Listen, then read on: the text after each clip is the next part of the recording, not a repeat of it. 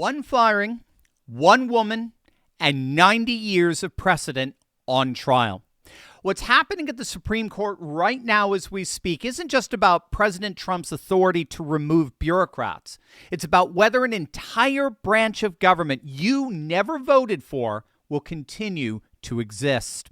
Stick with me to the very end of this video because this is the story of how one termination letter sparked a constitutional reckoning that threatens to obliterate the administrative state as we know it and change our nation forever.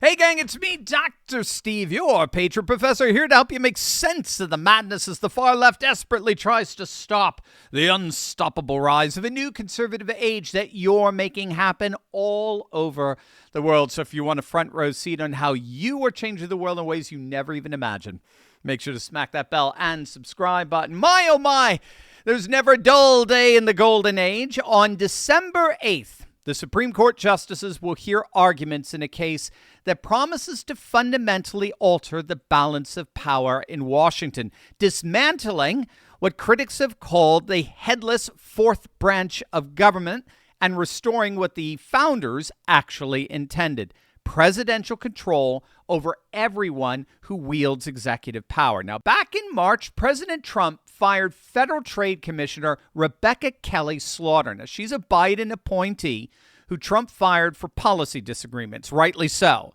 right? Not a single auto pen appointee should be anywhere near the federal government after January 20th, right? And President Trump agrees. Now, under the old system, and this is what you've got to get here, under the old system, for literally the last 90 years, since FDR, since 1935, and we'll find out why, Trump would have been powerless to do that. Commissioners, according to the Supreme Court, could only be removed by virtue of inordinate circumstances like malfeasance in office, some kind of blatant corruption. But the beauty here is that Trump didn't cite any of those reasons. He simply said, "You're fired. You're fired. You're an auto pen hangover, so you're fired." Now, when he did that, he knew what he was doing. Stephen Miller knew what he was doing, right? He knew that he was going to trigger a constitutional showdown. And that's because of a 1935 Supreme Court decision called Humphrey's Executor. And that decision for the last 90 years has been the deep state's ultimate shield. That decision basically made it illegal for the President of the United States to fire bureaucrats on commissions.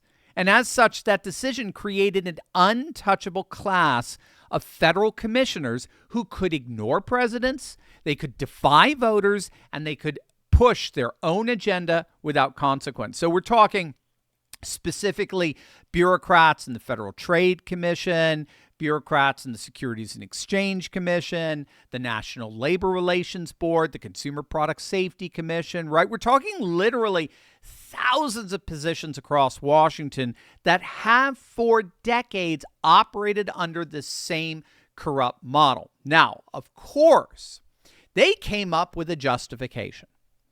Their justification for their existence is their supposed independence. They call themselves independent agencies, objective agencies. That's what you're going to hear over and over again from the legacy media. These unelected administrative bureaucrats are all supposedly independent of any political pressures and so forth. But of course, the key question that begs is independent from what? Or better, independent from whom? Well, as it turns out, they're not just independent from the president or the Congress or any political party. Haha, wink, wink, nudge, nudge. No, they're ultimately independent from you. You, the American people, who never elected them. That's who they're ultimately independent from. They're independent from you, the American voter. So you have an entire class, a permanent class of unelected bureaucrats that the legacy media absolutely loves, who since 1935 have run both the domestic and international policies of the federal government. Right? Presidents come and go, but these unelected bureaucrats are permanent. And they are the ones who have ultimately been calling the shots in how the country is governed. So the key here is that Humphrey's executor was a Supreme Court decision that protected permanent Washington from being fired by the chief executive, the President of the United States. And as a result, these bureaucrats weren't civil servants. They were political operatives embedded in permanent positions, writing regulations with the force of law while answering to absolutely no one.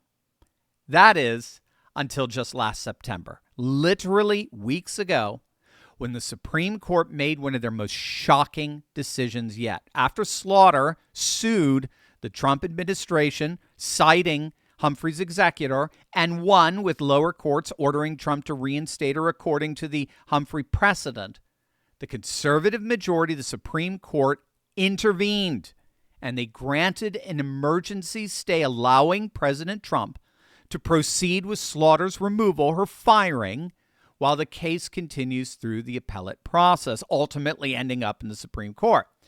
But even more significantly, the Supreme Court agreed to revisit Humphrey's executor this December in a signal that they are ready to overturn this absurdity once and for all. And so now it's the deep state that's officially on trial. It's not just this Federal Trade Commissioner Slaughter is on trial. It's the firing, or I should say, or firings on trial. No, now it's the entire firing of the deep state that's on trial. And the stakes could not possibly be higher, like the way many retirees are feeling, right? Imagine a retirement landscape where fear has become the new normal. A staggering 63% of Americans now live with the terrifying prospect of being forced back to work after retirement. I mean, for many, the dream of a comfortable golden age has been absolutely shattered. And the numbers don't lie. Only 58% of Americans believe that their hard-earned savings will last through their retirement years. Inflation, market volatility, and global economic threats have turned retirement planning into a high-stakes game of economic survival. Mutual funds limp along at a snail's pace while inflation devours your purchasing power. Your parents could rely on pensions, Social Security, stable investments. Today, you're left holding the bag, watching your hard-earned money lose value with each passing month. Enter Block Trust IRA's amazing Animus AI, a revolutionary crypto solution that's rewriting the rules of retirement investing. This isn't just another investment platform. It's a lifeline for families desperate to break free from future financial uncertainty. Since 2020, Animus AI has done what seemed impossible, outperforming Bitcoin by over 250%. I mean, we're talking about a technology that works tirelessly, analyzing thousands of market data points to detect opportunities no human trader could ever spot. And for the first time ever, it's now available to ordinary Americans. So whether you're a truck driver, a small business owner, or a teacher, this is your chance to take control. Countless investors have experienced the difference, including me, your Patriot professor. We're talking small business owners, freelancers, and everyday Americans. They're all discovering the secret to building real, meaningful wealth, breaking free from the cycle of financial stagnation. And the best part is that Block Trust IRA combines the tax advantages of an IRA with the growth potential, crypto, and the risk management of an AI-powered trading platform. This isn't just investing. This is generational wealth protection. That's why I'm a client of Block Trust. I love them, and I know you will too. With $200 million in insurance coverage, military-grade security, and access to over 60 cryptocurrencies, Block Trust IRA offers more than just an investment. It offers peace of mind. We're standing at the crossroads of a financial revolution. The question isn't whether you can afford to invest differently. It's whether you can afford not to. Don't just survive retirement. Thrive through it. Go to TurleyTalksCrypto.com. That's TurleyTalksCrypto.com SCOTUS.com right now and book a consultation with their crypto AI experts. Your family's future is waiting, and it's time to take control. What we call the administrative state or the deep state represents the accumulation of regulatory power and agencies that operate with substantial autonomy from any and all elected officials. I mean, again, forget voters. They're autonomous from elected officials. So as we speak, there are currently 2.8 million federal workers spread across 15 departments, 69 agencies, and 383 sub-agencies. A vast apparatus that issues thousands of regulations annually, far exceeding the legislative output of Congress itself. Critics rightly describe this monstrosity as a fourth branch of government, one that simply has no constitutional justification at all, yet one that also wields enormous political power over the whole of American life. These agencies make rules, they adjudicate disputes, they enforce penalties, combining functions the Constitution carefully separated among the legislative, executive, and judicial branches, but without any accountability whatsoever to the voters. So the tension that's arisen here over the last 90 years is both constitutional and political. Article 2 vests the executive power in the president, and it requires him to take care that the laws be faithfully executed. That's why we call our president the chief executive. What this means, plainly and simply, is that it is the president and the president alone, democratically elected and endowed with authority by the Constitution, who has complete and total control over everyone in the executive branch, bar none, no exceptions. This is what President Trump is reawakening right before our very eyes, this fully constitutional executive power. Anything less violates the Constitution's separation of powers and undermines democratic accountability. As long as these agencies are so-called independent, they are effectively unaccountable to the voters who place the president in office as their representative, and they, in a way that neither the courts nor legislatures can do, they, in effect, override the president's decisions. Remember, when all's said and done, gang, the president is the only figure in the nation who everyone in the nation, every voter votes on.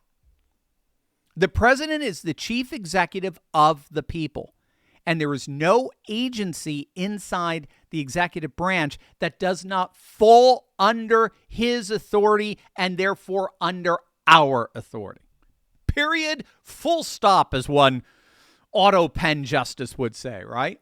And so that is what's at issue with this upcoming Supreme Court decision in December. If the Supreme Court overturns Humphrey's executor, which they are expected to do, I mean, the implications cascade across the whole of the federal government. Presidents would finally regain their authority to fire commissioners at independent agencies, frankly, for any reason or no reason at all. The days of agencies operating autonomously from any executive or democratic accountability would officially come to a decisive end, which means that the conservative majority appears poised to reshape the administrative state fundamentally. So once again, oral arguments begin December 8th. We're going to keep a very, very close eye on it. And the entire future of the administrative state hangs in the balance. Clearly, the Supreme Court's decision will extend far beyond Rebecca Slaughter's job, I think she's going to be forgotten in the midst of all this, right? It's going to determine whether the founders' vision of separated powers can accommodate this modern regulatory state, or whether that modern regulatory state will be fundamentally restructured, if not destroyed, in order to restore presidential supremacy over the executive branch. After 90 years, the fourth branch of government faces its existential moment, and 6 justices hold the power to decide whether it survives. So what do you guys think? What do you think about it? I do not think the deep state is going to survive this. Let me know what you think. You're the ones changing the world. Let us know in the comments section below. And don't forget to click on that link below. Go to turleytalkscrypto.com right now and book a consultation with one of BlockTrust's amazing crypto AI experts. Your family will thank you for it. I promise. God bless.